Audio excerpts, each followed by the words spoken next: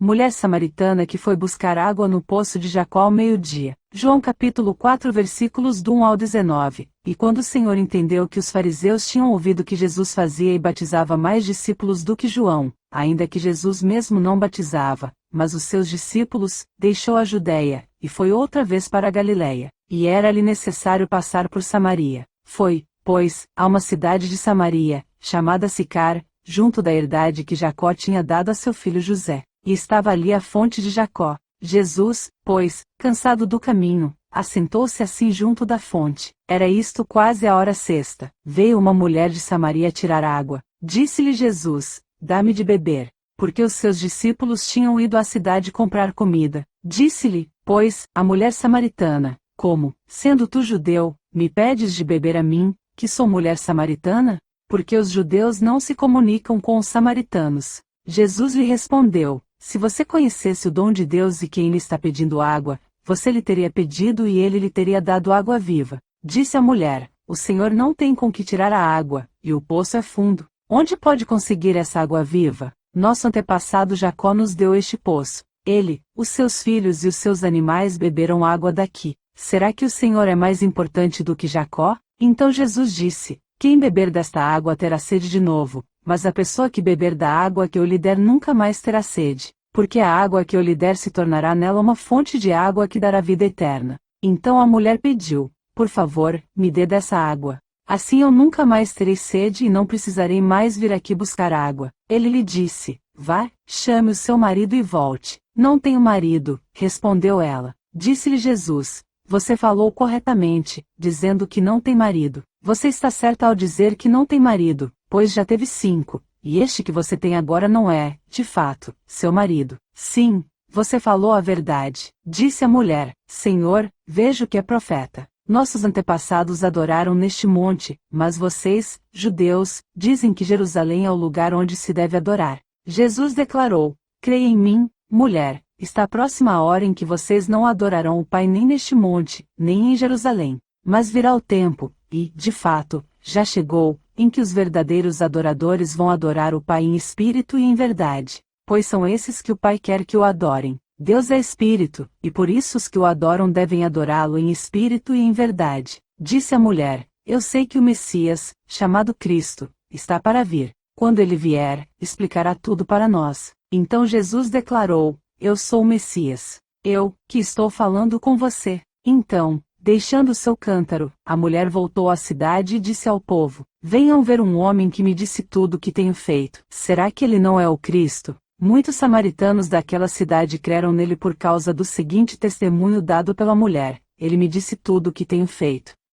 Os fariseus observavam, vigiavam Jesus, seguiam a Jesus, mas não era para caminhar com Jesus, nem para seguir a Jesus, mas para criticar, para achar algum motivo pelo qual pudessem acusar Jesus, para tramar, conspirar, incriminar. Estavam perseguindo a Jesus. Sabendo Jesus que os fariseus ouviram os comentários, Jesus deixa a Judéia e vai para a Galiléia. Mas que comentários eram esses? Os fariseus eram um grupo de influência, que faziam oposição a Jesus. Os fariseus se incomodavam com Jesus. Os fariseus observavam tudo, vigiavam tudo. Os fariseus infiltrados que já acompanhavam a vida de João Batista, era quem preparava o caminho para Jesus, acompanham também infiltrados a vida de Jesus, ouviram os comentários sobre as comparações entre João Batista e Jesus Cristo. Diziam que Jesus tinha mais discípulos do que João e batizava mais do que João Batista, ainda que Jesus mesmo não batizasse, mas os seus discípulos batizavam. Jesus batizava com o Espírito Santo e com fogo, um batismo espiritual, e não com água, como João Batista, que era um batismo simbólico. Mateus capítulo 3 versículo 11, eu vos batizo com água, para arrependimento, mas aquele que vem depois de mim é mais poderoso do que eu, cujas sandálias não sou digno de levar.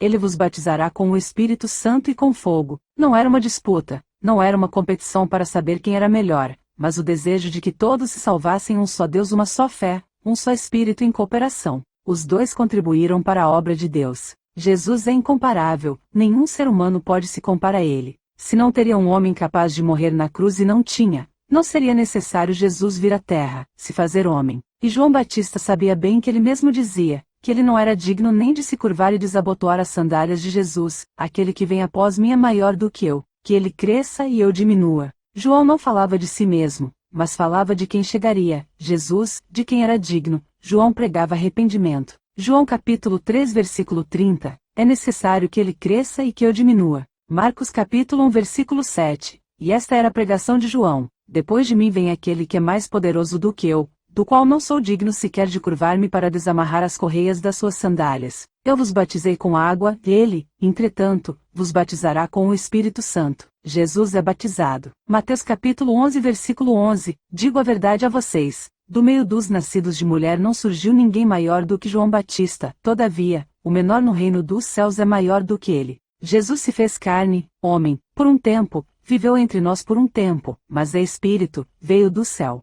Jesus diz que João Batista é o maior entre os homens nascidos de mulher. O foco de João Batista estava em pregar o arrependimento e preparar o caminho para Jesus. Mas João Batista era menor do que menor do reino dos céus. Se João Batista era menor do que o menor do reino dos céus, imagina em relação a Jesus. João Batista era filho de Zacarias com Isabel, que era prima de Maria, mãe de Jesus. Zacarias e Isabel, casal de judeus, e moravam perto de Jerusalém. Zacarias era um sacerdote e trabalhava no templo. Eles obedeciam aos mandamentos de Deus. Por muito tempo, eles oraram para ter um filho. Quando ficaram velhos, ainda não tinham tido filhos, a oração deles ainda não tinha sido ouvida. Independentemente de receber o milagre, eles continuaram obedientes a Deus. João Batista foi o último dos profetas que anunciaram a vinda de Jesus. Ele era primo em segundo grau de Jesus e preparou o caminho para seu ministério. O Antigo Testamento dizia que um profeta viria um pouco antes do Messias, para anunciar que ele estava chegando. Esse profeta foi João Batista. Ele pregou o arrependimento e preparou as pessoas para a mensagem de Jesus. Isaías capítulo 40 versículo 3, voz do que clama no deserto: preparai o caminho do Senhor, e endireitai no ermo vereda nosso Deus. Todo vale será exaltado, e todo monte e todo outeiro serão abatidos, e o que está torcido se endireitará, e o que é áspero se aplanará. Zacarias e Isabel, os pais de João Batista, não podiam ter filhos, mas receberam uma profecia que se cumpriu com o nascimento de João Batista. Um dia, Zacarias, um sacerdote idoso, futuro pai de João Batista, foi escolhido para oferecer incenso no interior do santuário de Deus. No santuário, ele viu o anjo Gabriel, que lhe disse que ele teria um filho chamado João. Gabriel explicou que o menino seria cheio do Espírito Santo desde o nascimento e teria um ministério muito importante. As duas mães grávidas se encontraram, a mãe de Jesus e a mãe de João Batista, e foi também o primeiro encontro entre João Batista e Jesus no ventre das mães,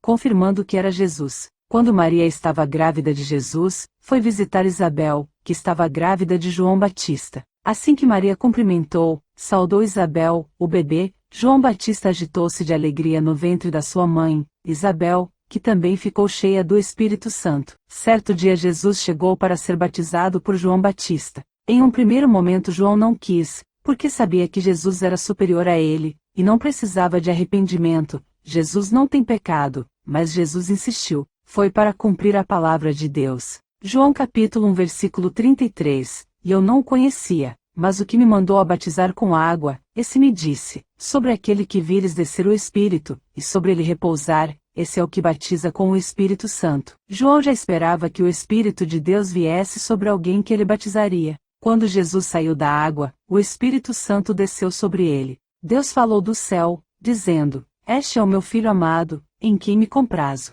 João Batista testificou que Jesus era o Filho de Deus. João capítulo 1 versículos 29 ao 31. No dia seguinte, João viu Jesus aproximando-se e disse: vejam, é o Cordeiro de Deus, que tira o pecado do mundo. Este é aquele a quem eu me referi, quando disse: vem depois de mim um homem que é superior a mim, porque já existia antes de mim. Eu mesmo não o conhecia, mas por isso é que vim batizando com água, para que ele viesse a ser revelado a Israel. Os fariseus eram judeus zelosos, com muitas regras, eram sacerdotes que tentavam incorporar ideias próprias no judaísmo, interpretavam a lei para o povo, manipulavam as leis conforme os seus interesses. Eles faziam muitas coisas só para manter as aparências e davam mais atenção à tradição oral que à palavra de Deus. Tinham prioridades erradas. Religiosos de aparência. Não tinham escrúpulos em equiparar seus ensinamentos e preceitos humanos aos mandamentos do próprio Deus. Os fariseus põem fardos pesados sobre as pessoas que eles mesmos não praticavam.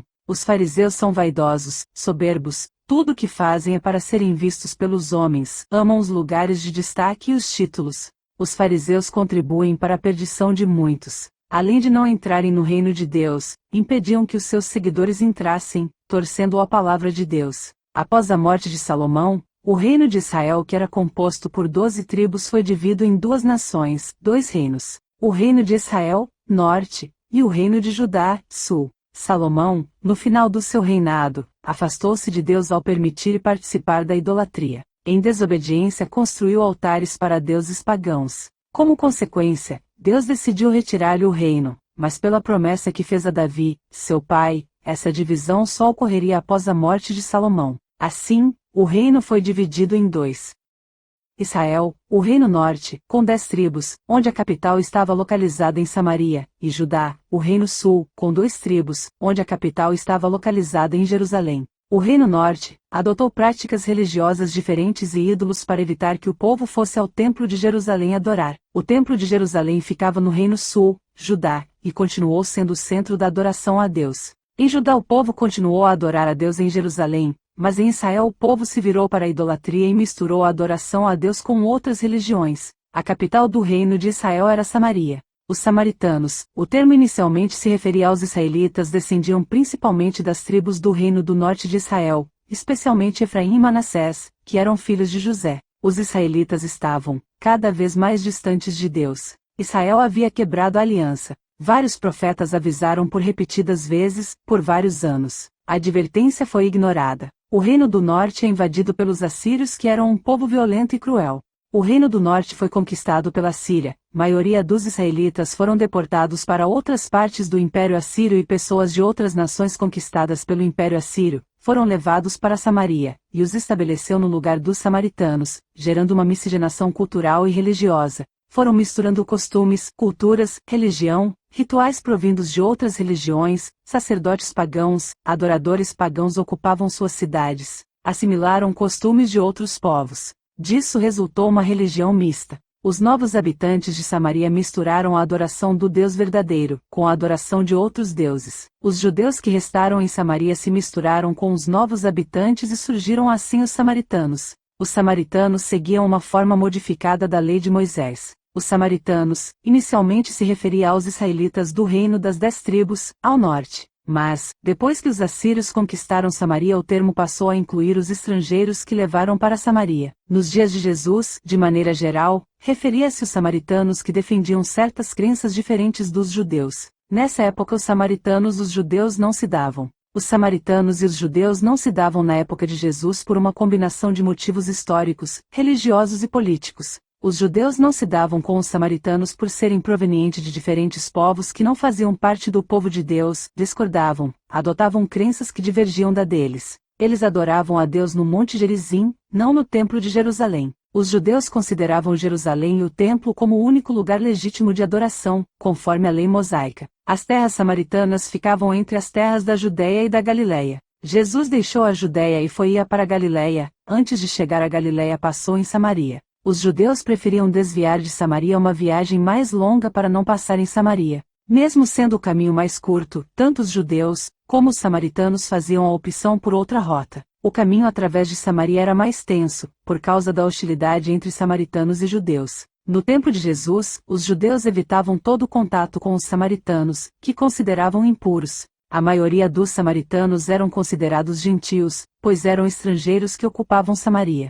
Segundo Reis capítulo 17 versículos do 24 ao 41, o rei da Síria trouxe gente da Babilônia, de Cuta, de Ava, de Amate e de Sefarvaim e os estabeleceu nas cidades de Samaria para substituir os israelitas. Eles tomaram posse de Samaria e habitaram nas suas cidades. Quando começaram a viver ali, não adoravam ao Senhor, por isso, Deus enviou leões para o meio deles, que mataram alguns do povo. Então, informaram o rei da Síria: as nações que deportaste e fizeste morar nas cidades de Samaria não conhecem as ordenanças do Deus daquela terra. Ele enviou leões para matá-los, pois desconhecem as suas exigências. Então, o rei da Síria deu esta ordem: façam um dos sacerdotes de Samaria que vocês levaram prisioneiros retornar e viver ali para ensinar ao povo as ordenanças do Deus da terra. Assim, um dos sacerdotes exilados de Samaria veio morar em Betel e lhes ensinou como adorar ao Senhor. No entanto, cada nação fez os seus próprios deuses nas diversas cidades em que moravam e os puseram nos santuários locais que o povo de Samaria havia feito.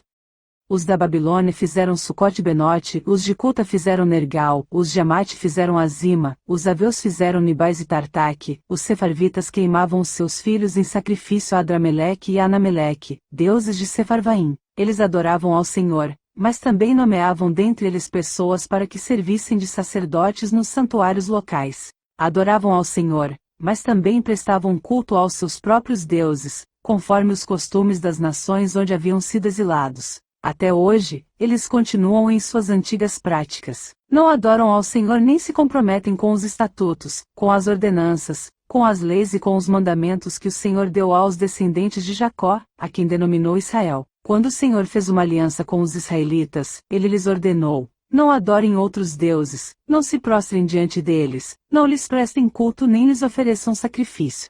Jesus foi ao encontro daquela samaritana, por amor, pela graça, misericórdia, para libertar, transformar. A samaritana estava disposta a aceitar, a ouvir, a aprender, a ser transformada, liberta, salva. Jesus quer salvar todos, mas nem todos querem ser salvos. Foi ao encontro de uma alma. O ponto de encontro é a fonte. Era necessário porque o Senhor Jesus sabia que naquela cidade havia uma pessoa que precisava ter um encontro real com Jesus. Sua alma estava sedenta, necessitada, pois tinha um coração acessível, disposto, aberto. Jesus vai ao encontro a uma única vida, que para Jesus é preciosa. Que horas era a hora sexta? Era por volta do meio-dia. Quando Jesus nasceu, o Império Romano dominava. Usaram a divisão greco-romana das horas. O dia claro, e era contado desde o nascer do sol, por volta das 6 da manhã, até o pôr do sol, por volta das 18 horas, portanto, tinha 12 horas.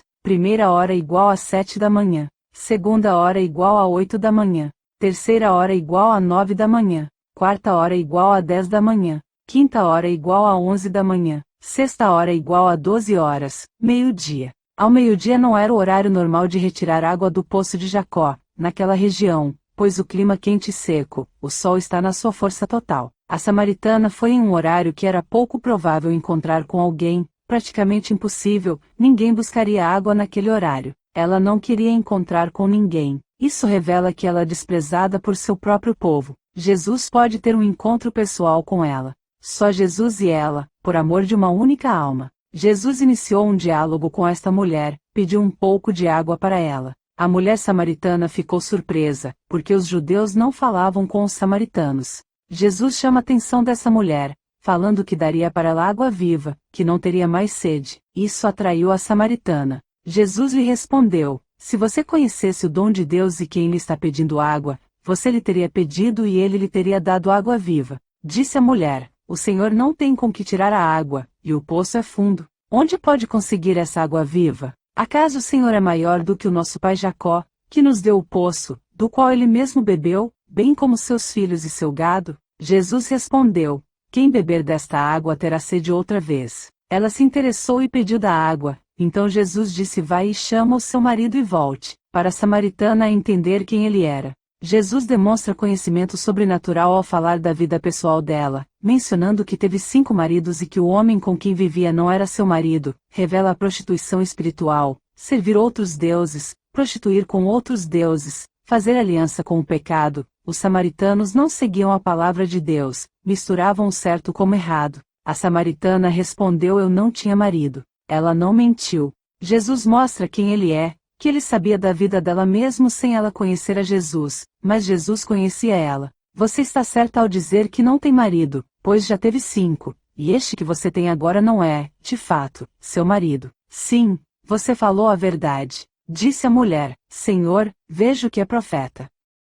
A mulher samaritana é, simbolicamente, uma ovelha fora do aprisco. Ouve a voz do pastor que é Jesus, reconhece quem ele é, e responde com fé, crendo em Jesus, e segue a Jesus. Jesus revela segredos da vida da samaritana no poço do patriarca Jacó. Uma fonte de água, é um símbolo da herança patriarcal, o Deus de Abraão, de Isaque e de Jacó. A promessa foi feita para Abraão, e os seus descendentes. A vinda do descendente da tribo de Judá, o descendente Jesus, o Salvador, o noivo espiritual, a fonte de água viva para a igreja, que é a noiva de Jesus. Por meio de Jesus, Deus abençoa os descendentes do novo pacto, nova aliança, a graça. Então todos que creem e obedecem a Jesus, recebem as promessas e se beneficiam do pacto da graça. Encontros num poço, em uma fonte, relacionados à aliança espiritual, conecta os encontros no poço com a aliança e noivado espiritual entre Jesus e a igreja espiritual. Rebeca e Isaque, Raquel e Jacó,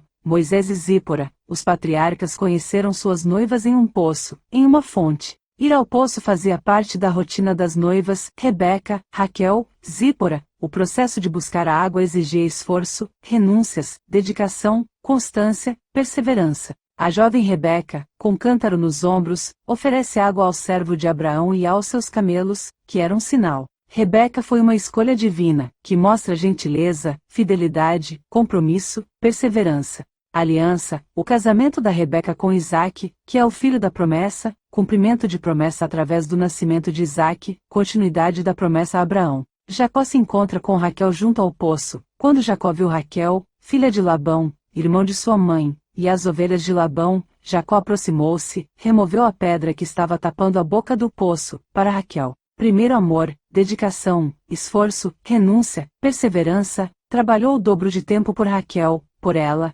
Jacó serve Labão 7 anos, serve por mais 7 anos, no total 14 anos. Moisés defendendo Zípora e suas irmãs de pastores inconvenientes no poço, representando libertação, proteção, cuidado, justiça. Aliança, Moisés casa-se com Zípora, inicia sua jornada como libertador. A mulher samaritana e Jesus o noivo espiritual, nova aliança, salvação, libertação, a inclusão. A samaritana representa todos os povos, gentios e judeus, que fazem uma aliança com Jesus, seguem a Jesus. Na Bíblia, a mulher pode representar o povo de Deus, a noiva de Jesus, a igreja, a cidade santa, Jerusalém. O que Jesus propõe à mulher samaritana é um relacionamento espiritual, uma aliança. Ela aceita a proposta de aliança, larga o cântaro e corre para anunciar o noivo à cidade, um comportamento típico de uma noiva jubilosa. Jesus vai ao encontro de uma mulher samaritana, praticamente uma gentia, desprezada, pecadora.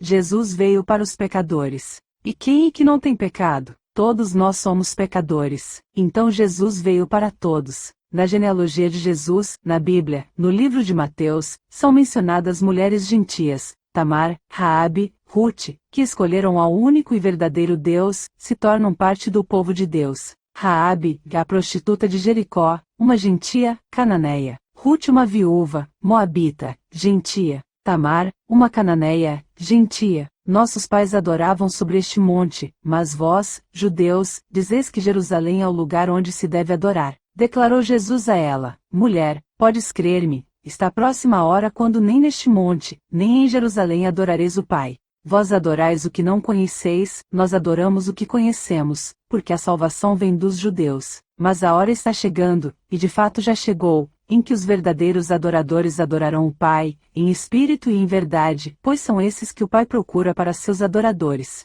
Deus é espírito, e é necessário que os seus adoradores o adorem em espírito e em verdade. A mulher disse a Jesus: eu sei que o Messias está para vir. Quando ele vier, ele nos esclarecerá sobre tudo.